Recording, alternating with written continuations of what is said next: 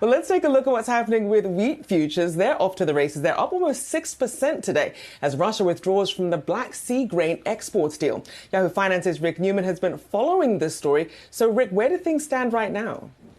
So let's back up and review why Russia is getting out of this deal. Ukraine apparently used some naval drones to attack some ships at Russia's big port in Crimea, where their Black Sea fleet is headquartered. So pulling out of this deal to allow grain shipments out of Ukraine's Black Sea coast, that is supposedly retaliation, because I guess Russia thinks that even though they are trying to obliterate Russia's power sector with daily missile barrages, Ukraine should not be allowed to retaliate on their ships that are launching some of those missiles. So this is escalating beyond the battlefield. I mean, this is clearly what you would call a full-on hybrid war now it's really not just between Russia and Ukraine, it's between Russia and Ukraine's allies, and then third parties such as countries in Africa and the Middle East that need the grain and other food products coming out of Ukraine. So this is just continues to be a complete mess. And the latest thing I saw in this, guys, was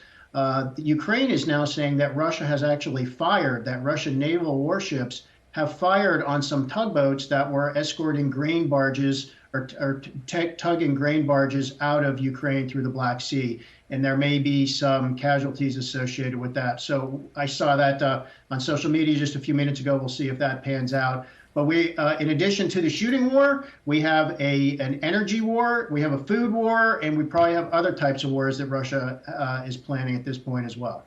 Rick, can you quantify just how significant a move it would be in terms of the grain exports from Ukraine? How significant would a blockage of that be? And this just your opinion, your guess.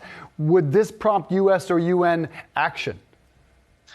Probably not. It would probably not prompt UN action, or it wouldn't be U.S. It would be NATO action. Yeah. And the reason I say that is because we've already been through this drill, and the action would be things such as NATO escorts for grain ships coming out of the Black Sea. So we were at that decision point before, and it did not happen. So, I mean, if this were to become a dire starvation level issue, maybe that would change, and that could happen. But just to go back to your question about context and how much does this matter, Ukraine is a major source of several types of food products, including things like sunflower oil, call that cooking oil, a grain, other types of grown products. And because we have tight food markets in some parts of the world, marginal changes in supply can make a big difference. So we're talking about difficulty getting food in some parts of Africa and the Middle East.